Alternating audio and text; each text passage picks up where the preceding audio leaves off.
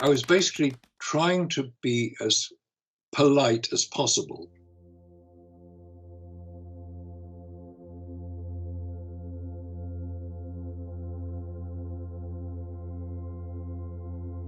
To somebody who was, in my view, a knowledgeable person who had worked for NASA. He worked on some of the early Apollo programs. He was very knowledgeable about spaceflight. He's written extensively about it.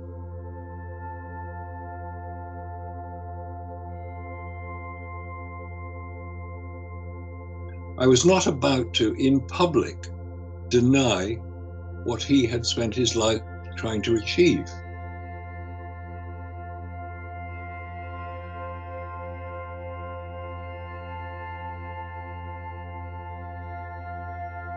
Basically, be as polite as possible.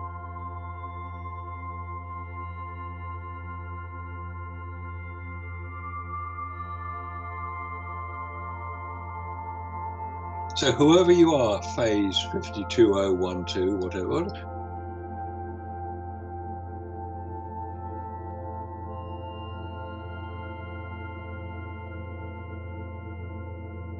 you can say what you like.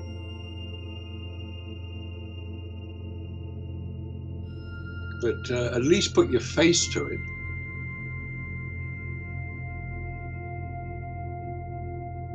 At least be honest about it.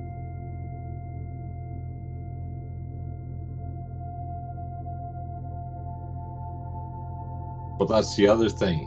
They've been invited on to have a chat with us.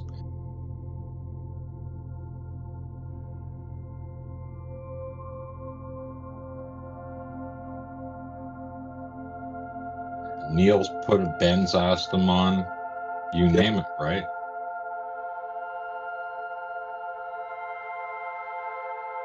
They're not going to go there. No.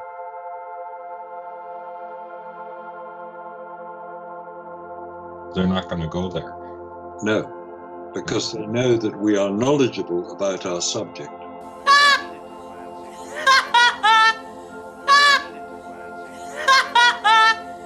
And if they say things which are incorrect, we'll call them out on it.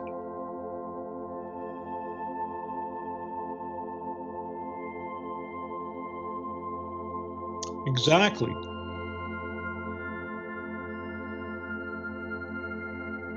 And here's the other thing. I remember offering one of those guys 500 British pounds to come on for 60 minutes.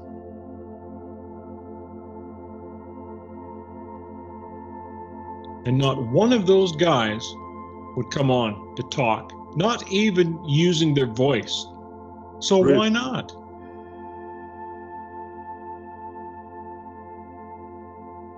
He's been playing that game with how many people for how long now, right?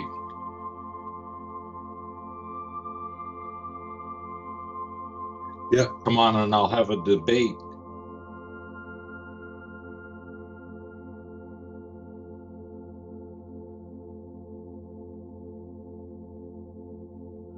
And it doesn't matter what it is. They won't use the real name. They won't use the real face. They won't use anything.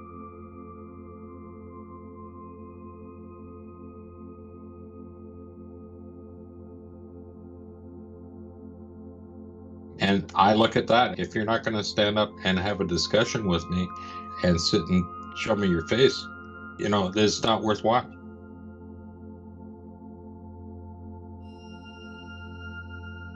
You have to defend, if you want to defend your position, you have to do it in person.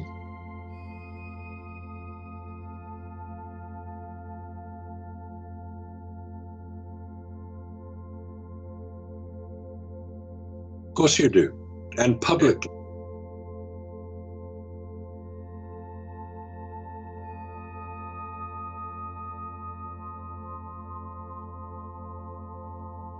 And what are we looking at there? Because they know that we are knowledgeable about our subject. That's the back of the rover. So he's kneeling on the seat and looking backwards. But there's two guys on there. One behind the other. They're facing backwards on the rover. Because they know that we are knowledgeable about our subject. I mean, that guy doesn't have that large of a backpack on him. Because they know that we are knowledgeable about our subject. See what you mean? Yep. Because they know that we are knowledgeable about our subject. Do you have the other photograph of the rover without the guys on it? That's the back of the rover. So he's kneeling on the seat and looking backwards. But there's two guys on there, one behind the other. They're facing backwards on the rover. I mean, that guy doesn't have that large of a backpack on him. See what you mean? Yep. Do you have the other photograph of the rover without the guys on it?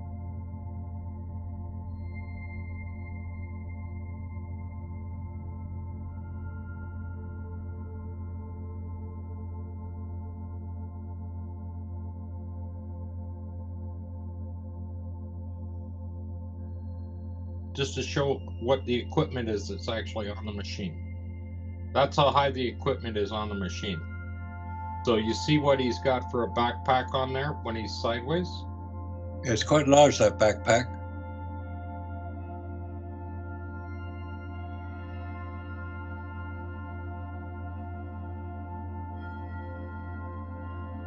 It's quite large. But when you look at the other photograph, there's no way that backpack, because he's now facing the camera, could be that large. There's got to be two guys on there.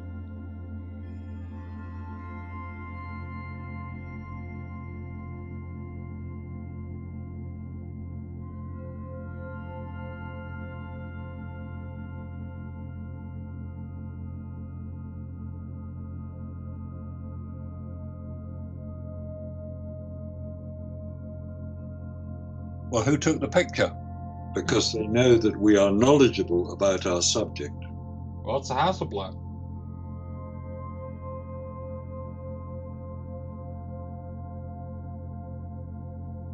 It's a Hasselblad picture. It's got the crosshairs on it. It's a Hasselblad photograph, and there's got to be two guys on there.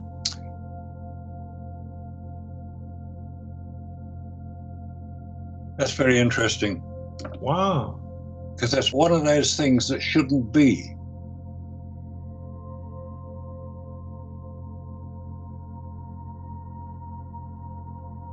What?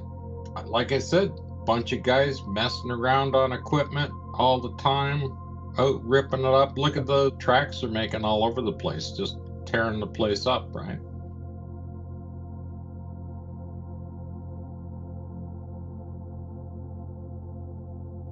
Still like that, using Jerry Sung gives his presentation on the rover, and he goes through the official story of the rover and the damage that occurred to it when it arrived. And one battery pack didn't work, so it only had two-wheel drive, and then the steering didn't work, so it only had rear-wheel steering. And if you look to see what it takes to lock the front tires straight, basically you got to tip the rover on one side, lift it up and get underneath to lock it out. There's a deadlock, so you have four-wheel steering, two-wheel steering, for either end, right? But you have to get under there to do it. So he goes through all that, and then he says, well, just put it in the shade and everything's working again. Like the pretty spirit fighter takes the imagination and makes it reality, but they do it through conversation. He's called differences, viewpoints, because people have to agree with that, and very soon recognized as an expert on color. Yes, on the official story. Because you'll find anybody that has more knowledge on all the missions, including all 15, because he's got presentations on all, and he's had that information from NASA long before it was published to the general public. He's held it because he's had the transcripts and everything, and he's read them and he's studied them, and his knowledge of the official story that NASA wants to present is not surpassed by anybody else. There isn't anybody alive that goes through the official story, not even the official story. And you probably got somebody that if they could have refuted anything you were saying, he was meant to do it. That was.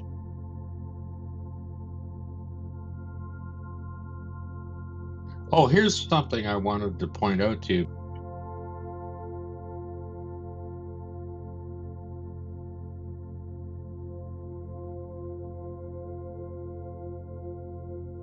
That's supposed to be the TV camera, isn't it, that one? That's the TV camera. How come it's got manual controls on it?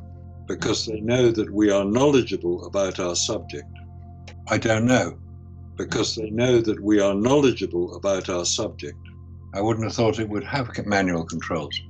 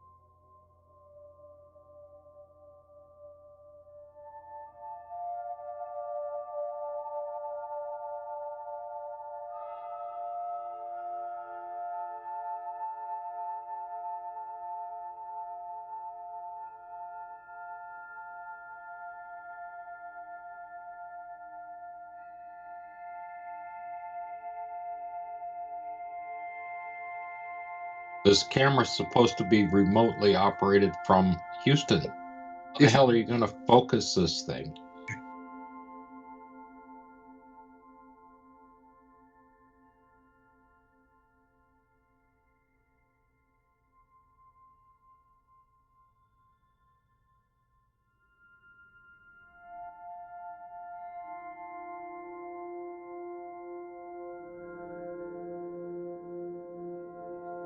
If it's manually operated, how can anybody operate it remotely?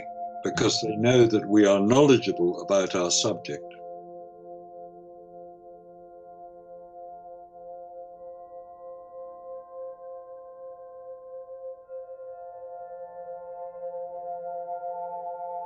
Because they know that we are knowledgeable about our subject. Because they know that we are knowledgeable about our subject. You need a monitor to see what you're doing, first of all. You would, yep.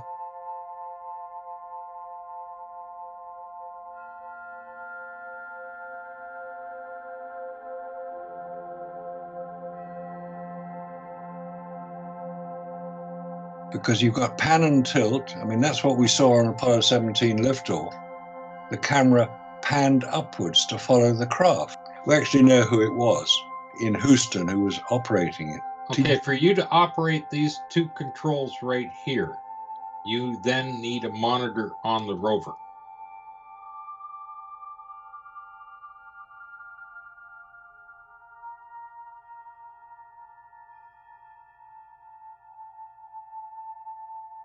There it is. It's an aperture and zoom.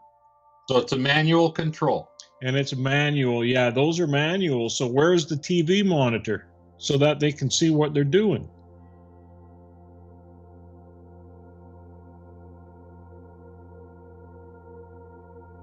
Oh, they don't need that because they got magic eyesight.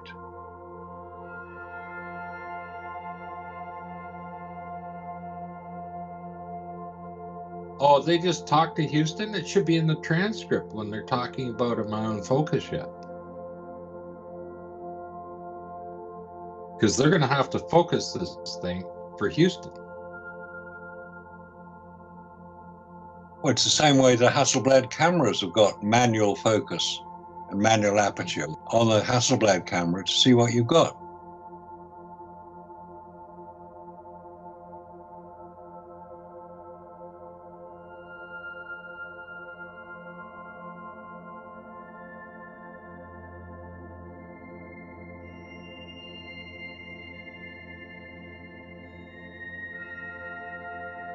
You can't even see where you're pointing at. So all they could do at Houston is pan it and tilt it, and the astronauts have to set the focus and the aperture because there's no motor on that. That is crazy.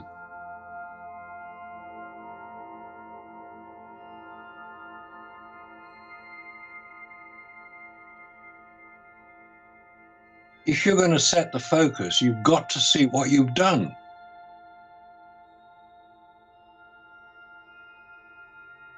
Because they know that we are knowledgeable about our subject. Is it correct? Is the focus correct? Because some of the TV images are showing quite close-up images.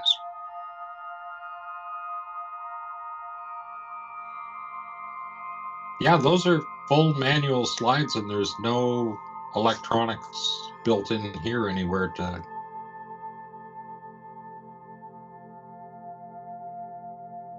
No, they show the camera, they show the controls, and they show the numbers, and they have everything on it. They show a close-up of the camera so you can see what those slide controls do.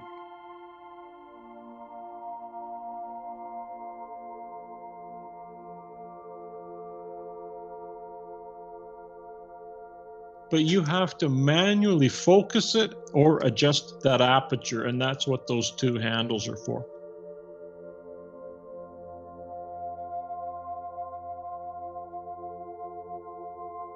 Funny little things you find, eh? Every time you look at the photographs.